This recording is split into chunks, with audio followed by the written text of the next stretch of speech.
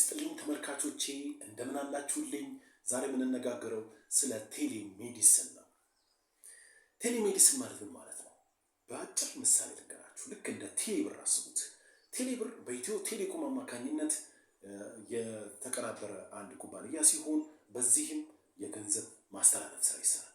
ልክ እንደዚህ ሁሉ ቴሌሜዲሲን ማለት ደግሞ በዛኛው ወገን አንድ ፌመስ ወይም ደግሞ ታዋቂ ፕሮፌሽናል ዶክተር ወይም ደግሞ የጤና ባለሙያ ይሆንና በዚህኛው ሳይድ ደግሞ አንድ ህመምተኛ ወይም በጠና የታመመ ሰው ትሪትመንት ሲያገኝ፣ ዲያግኖሲስ ሲያገኝ፣ ሜዲኬሽን ሲያገኝ ማለት ነው። ላይቭ ኢንተርኔት ኮኔክሽን ባለበት ይህ ባደጉት ሀገራትና አንዳንድ አፍሪካ ሀገሮች ውስጥ የተለመደ የሜዲካል አሰጣጥ ሂደት ነው።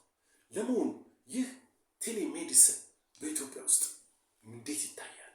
በነገራችን ላይ እያንዳንዱ ሁኔታችን በህግ የተቃኘ ነው። ህገወጥ የምናረጋት ነገር ሁሉ ወይ ህጋዊ ናት ወይ ህገወጥ ናት።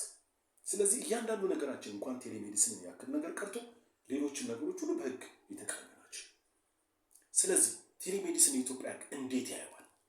ቴሌሜዲሲን በኢትዮጵያ ውስጥ ህገወጥ ነው። ቴሌሜዲሲንን በኢትዮጵያ ውስጥ መስጠት ህጋዊ አይደለም። የኢትዮጵያ ጤና ሚኒስቴር ሆነ የኢትዮጵያ ፓርላማ በቴሌሜዲሲን ላይ ያለው ነገር የለም። በመሆኑ ቴሌሜዲሲንን መስጠት እንደ ህገወጥነት ያስቆጥራል። ይህ ማለት ህጋዊ ውጤት አለው። ይህ ፖለቲካ አይደለም፣ ህግ ነው። ህጋዊ ውጤት አለው። ይህ ማለት አንድ ሰው በሌላ በኩል ሆኖ ቴሌሜዲሲንን ቢቀበል፣ አንድ ፕሮፌሽናል ዶክተር ደግሞ ቴሌሜዲሲንን ቢሰጥ እሱ ለበጎ ለማዳን ነው አድርጎት ሊሆን የሚችለው። ሜዲኬሽን ቢያዝና እዛ ሰው ላይ ኢፌክት ቢኖረው ከህይወቱ ቢያልፍ አካል ጉዳት ቢያደርስበት በዚህ በኩል ያለው ዶክተር ይጠየቃል። ምክንያቱም ምንም ግራውንድ የለውም።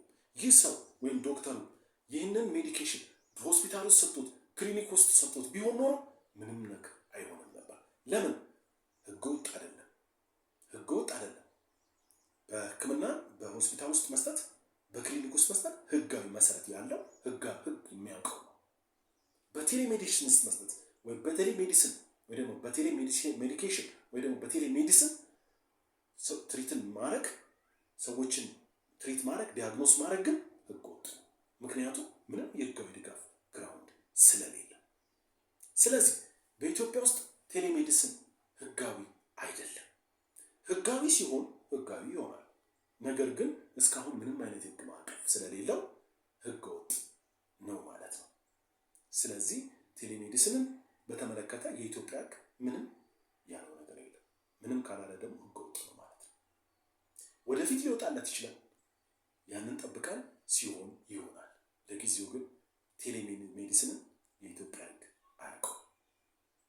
የዛሬ ዝግጅቴ ይሄን ይመስላል።